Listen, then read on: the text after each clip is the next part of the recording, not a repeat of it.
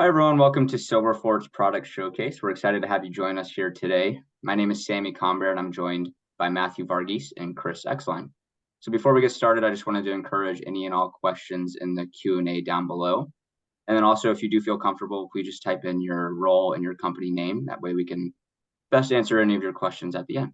So our goal here today is to provide you with a brief overview of Silverfort's Unified Identity Protection Platform in about 30 minutes. So without further delay, I'd like to introduce Matthew Varghese, VP of Sales here at Silverfort. Thanks, Sammy. I appreciate it. Thanks, everyone, for joining. So as Sammy said, what we're going to do here is start off by a couple of things. One, I'll present kind of the challenges that Silverfort was kind of created to help with. The second thing is really go over some of the most common use cases our customers are gravitating to and using Silverfort for. Third is a little bit about the architecture and how we do the things we do. And then we will jump into a demo. Chris Exline, who's our senior sales engineer, will take you through a demo, and then we'll finish up with any Q&A you might have. So that being said, let's just jump into one of the key things people always ask about is, well, what is Silverfort? What's the value of Silverfort? So I think the best way to explain it is if you currently look at modern identity and access management platforms or tool sets, if you're just in the clouds, if you only had Azure AD or Okta or Ping or any of these modern controls, then you're in good shape because those controls probably have the security features you need. But that's not the world we live in. About 93 to 95% of the global organizations have legacy infrastructure like AD or other legacy directory tools. And the challenge is how do you really secure those legacy protocols?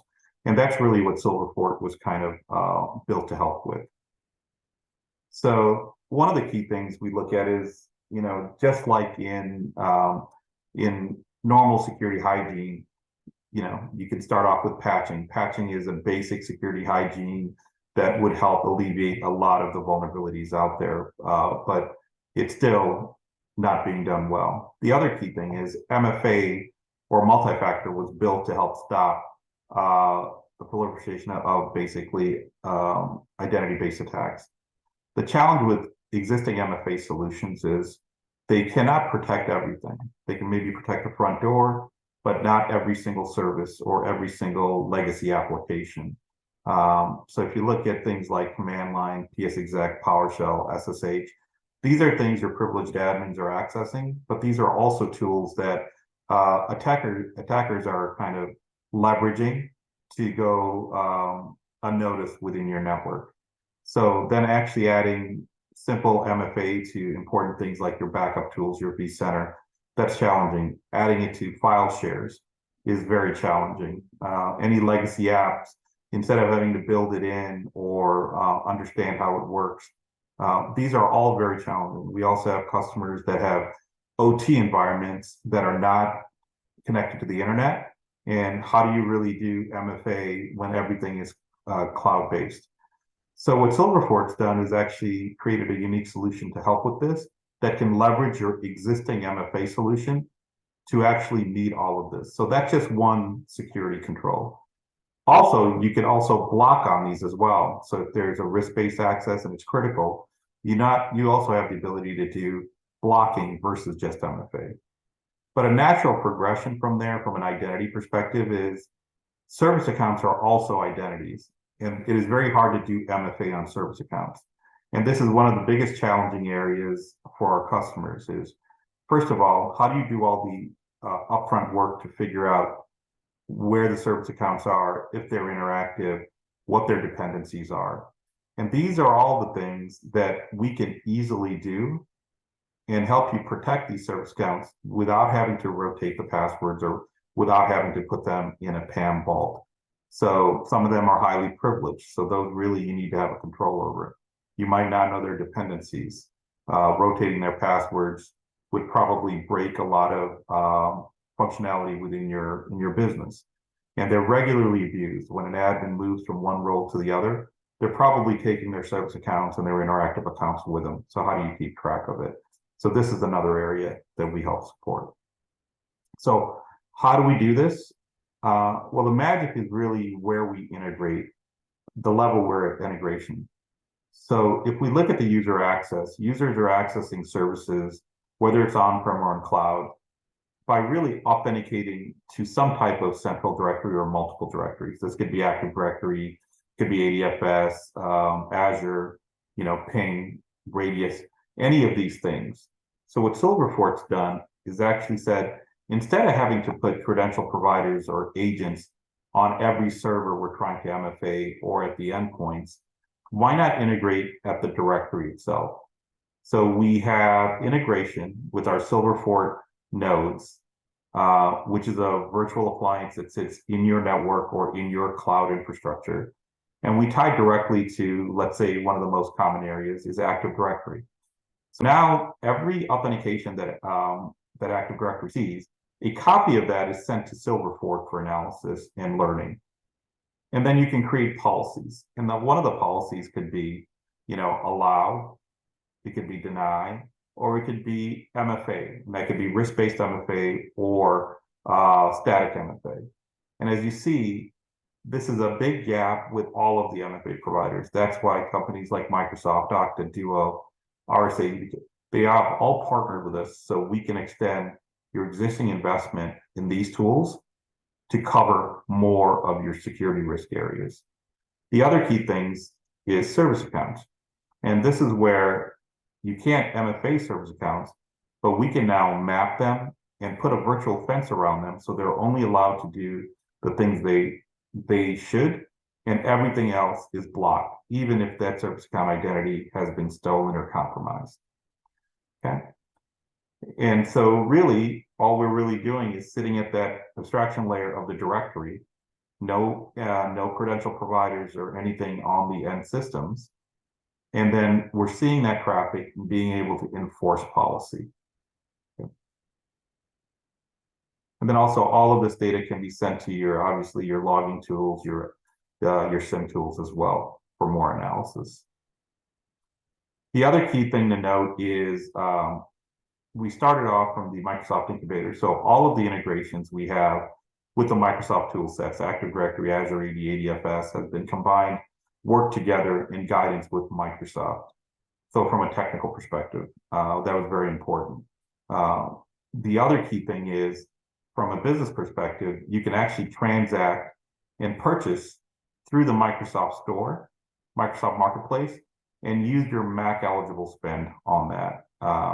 One of the key things to note about Silverfort, we are 100% do our business through our resell and value-added resellers.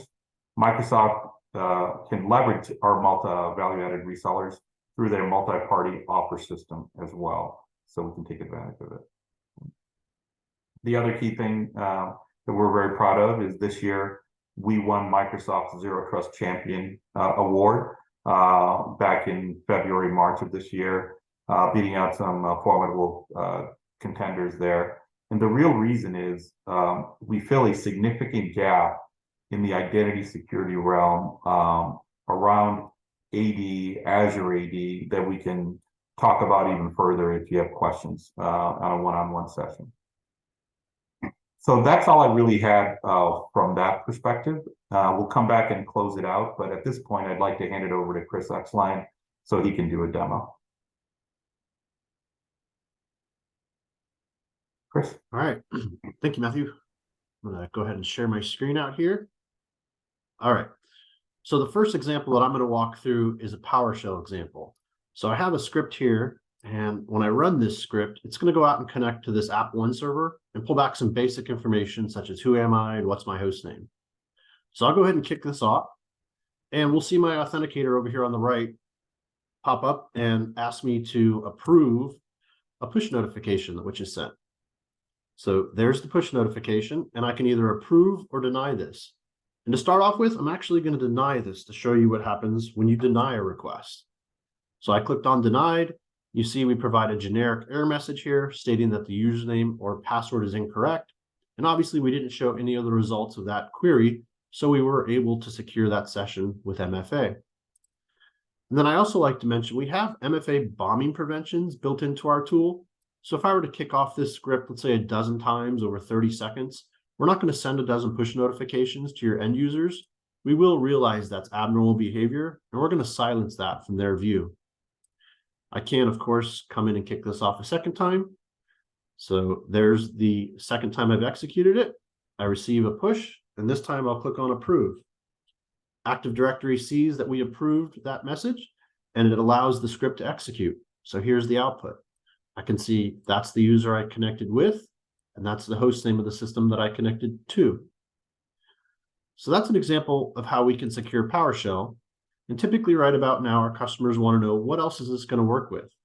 The answer is anything that authenticates against Active Directory, we can put an MFA in front of. So for example, if I also wanted to secure RDP connections, we can do that. So here I'm going to connect to this RD16 machine. Notice it is pausing, and I did receive that push notification, but it's pausing and waiting for me to either approve or deny this. Once I click on approve, Active Directory again sees it's been approved. It allows my user to start loading its desktop. And now I've successfully connected into this server, having authenticated with Microsoft Authenticator. Thanks, Chris. One thing to note here, when Chris was doing the demo, and I want to reiterate, there were no agents on the end servers we're connecting to. So this way, as long as it's authenticating, and for this example, we're using AD as a directory because that's one of the most common ones we see. But we can also support Azure AD, Ping Federate, and a few other ones, Okta as well. And what this allows you to do is get a consolidated view. So let's take an example. If you have AD and Azure AD, the systems don't speak to each other. So if you have a risky user in AD that's being synced to Azure AD and they're logging in, Azure AD has no idea that there's risky behavior going on. But with us in the middle, we share that risk score. So if he's risky in one environment, we know he's probably risky in the other one, and we can step up authentication that way. So it's a holistic view across all of your directory infrastructure there. So here I'm showing the Silverfort admin console, and in particular, the service accounts page. So what I've demonstrated earlier is how we can put MFA in front of everything on Active Directory. The other side of this equation is how we can also identify and protect your service accounts. So to start off with, you'll notice that I have a long list of service accounts here on this page. We will discover your service accounts based upon their behavior in Active Directory. So service accounts typically behave in a very programmatic way. They're connecting into the same systems at the same times each day. So it's pretty easy for us to identify and distinguish between humans and service accounts. The next thing we're going to do is map all of the dependencies for those accounts. So notice I have a source and a destination column here, and every single service account has details of all of the sources and all of the destinations that they connect to. So if I look at one of these accounts in particular, let's look at this bind account. This is used by AD Connect to synchronize on-prem Active Directory with Azure. And what I can see in my environment is that we've built out these policies that automatically allow this activity. So I can see that it comes from RD16 in my environment, and it goes to DC12. So our default behavior is to just alert, but we can also alert to a SIEM if I check that box. And if I want to protect this account and prevent it from being used laterally, I can implement a virtual fence. That's what this block access policy does. So with a virtual fence in place, that means even if this account is compromised and somebody knows the username and password, they're not going to be able to move laterally and use this on systems that I haven't specified are acceptable. So here, it's only going to be able to be used on RD16 because it's set to allow, and DC12. That's it. Believe it or not, I can take this one step further. So notice I have a protocol section over here on the right. If I know my service accounts are using a particular protocol, I can disable the ones that aren't being used. So in this case, we're using LDAP. I can come in and disable NTLM and Kerberos, further reducing my attack vector on that account. So in addition to being able to protect these accounts, Notice here over here on the right, we will calculate a risk score for all of the service accounts in the environment. We'll also define its predictability. And you can come in here and assign account owners and add comments. A lot of our customers are using this single pane of glass to manage all of their service accounts. And they want to very quickly be able to identify who the owner is and what it's used for. So you're able to put that information in here for everybody to view. The next thing I'll mention is up across the top, we also do give you insights into the accounts themselves. So for example, if we see a bunch of highly privileged accounts, we're going to give you that list and a way to export them in hopes that you'll come in here and reduce these back to just minimum permissions. It is easy to add a service account to the domain admins, but generally that gives them way more permissions than they need. So we like to highlight that type of behavior in hopes that you can reduce these to just minimum permissions. We're also looking at things like interactive logins. It is a Microsoft best practice to restrict interactive logins on service accounts, but not a ton of companies implement that. And typically when we see service accounts being checked out and used interactively, it's because an admin is using that account to cover their tracks and make a change anonymous. So this is also additional activity we like to highlight. The next section here is what we call our Silverfort Insights. And on the left-hand side, we're going to give you a summary of the inventory we're protecting. So the number of users in your environment, groups, servers, and domains. And in the center section, we're going to review some health and hygiene information about your users and their passwords. So we show you things like all of the domain admins in your environment, but we're also going to show you harder to get things such as shadow admins. You might be wondering, what is a shadow admin?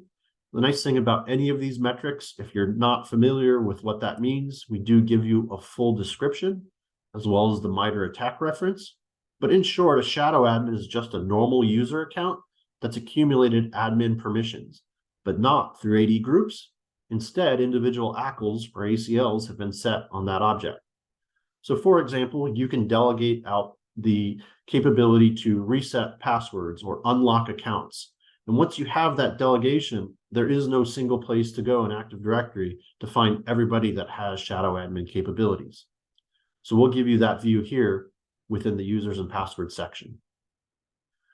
We'll do the same thing for your Azure users. So if you want to find shadow admins in Azure, or if you're looking to discover stale accounts in Active Directory, or accounts that have unconstrained delegation, or even accounts where we see active Kerberoasting.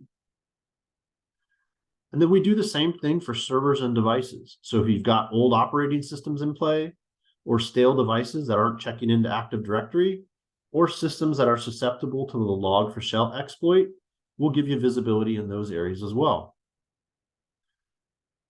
So that's really a summary of the Silverfort Insights page here. Matt, I'll pass it back to you. Great, thanks. Thanks, Chris, appreciate it. We can stop sharing, I'll just go back here.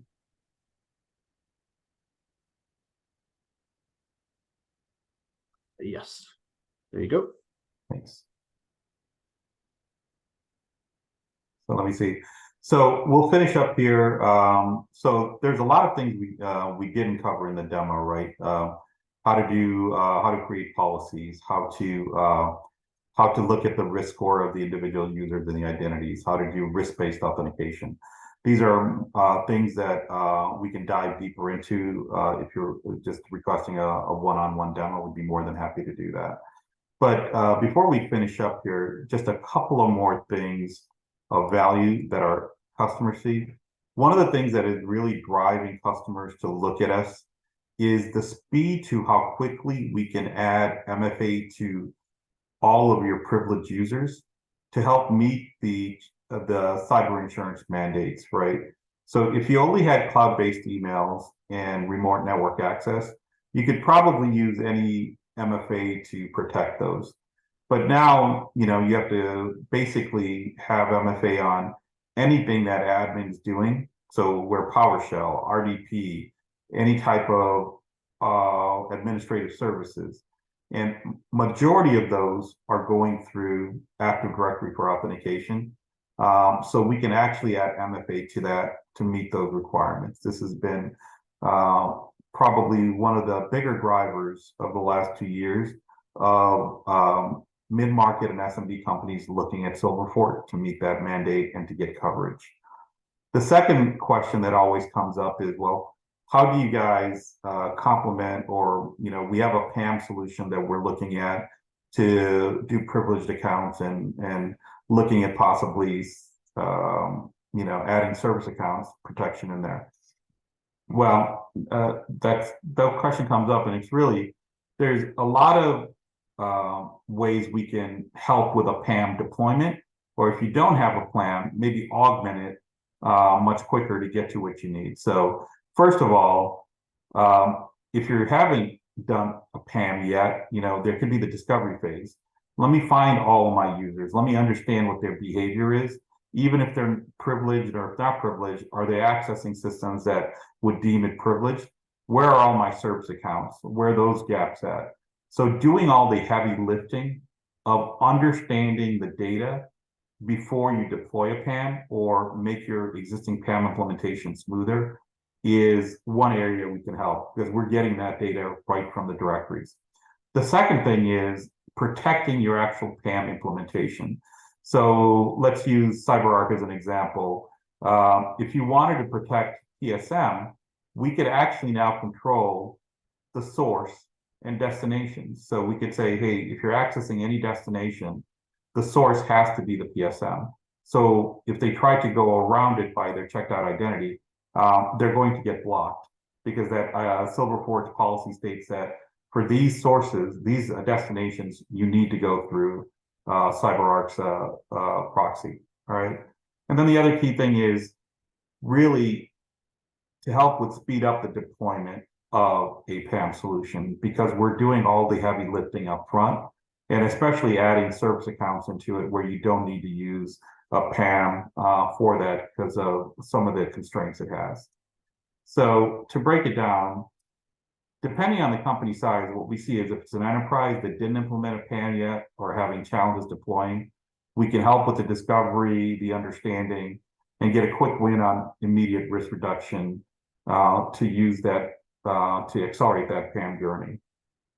If you already have PAM, we continue to do the auto discovery of the privileged accounts, make sure that the data is accurate, continue to map where these accounts are being sourced and destination, and then really stop the bypassing of using your PAM solution and locking it down there.